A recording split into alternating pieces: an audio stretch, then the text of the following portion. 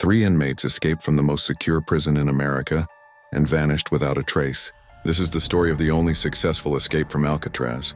Alcatraz Federal Penitentiary sat on a rocky island in San Francisco Bay, surrounded by freezing waters and deadly currents.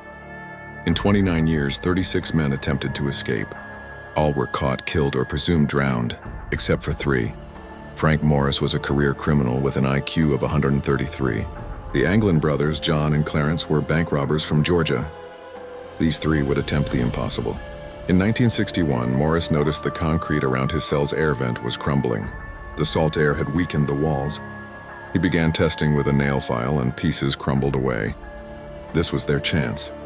Morris shared his discovery with the Anglins. They recruited Alan West from the neighboring cell. The 4 began planning the most elaborate prison escape in American history. Every night after lights out, they worked in shifts. They stole spoons, a drill bit, and a vacuum motor from the workshop. They slowly enlarged their ventilation grates, working in complete silence while guards patrolled. To hide their work, they created fake vents from painted cardboard and built false walls. Guards never suspected anything during daily inspections. After months of digging, they broke through to the utility corridor behind the cells. This gave them access to the ventilation system and eventually the roof. But they still had to cross San Francisco Bay. The waters were treacherous.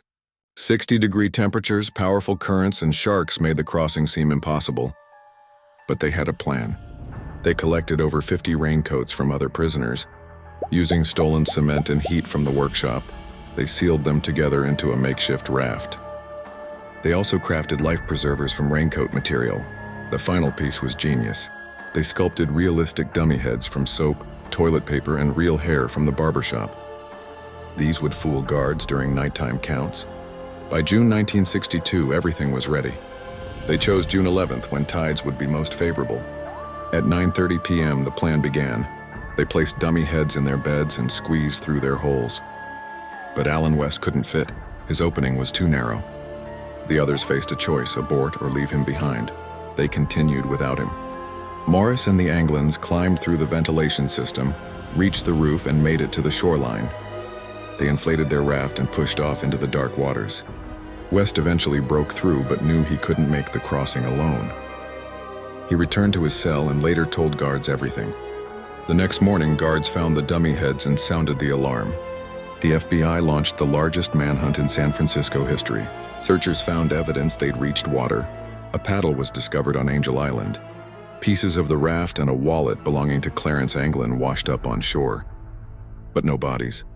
The FBI spent 17 years investigating, interviewing hundreds, and following thousands of leads. In 1979, they closed the case, declaring the men dead, but many remained unconvinced. Expert swimmers had crossed from Alcatraz before, proving it was possible.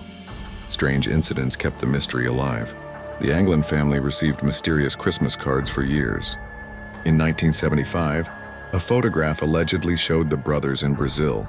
In 1992, a childhood friend claimed they contacted him with proof they were alive. Even today, the U.S. Marshals investigate tips. Morris would be 91, the Anglins in their late 80s. The escape exposed security flaws. Within a year, Alcatraz permanently closed. Today, it's a tourist destination where visitors can see the cells and dummy heads exactly as found.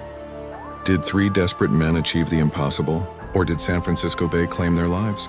The truth may never be known, but this incredible story of the most famous prison escape in American history actually happened.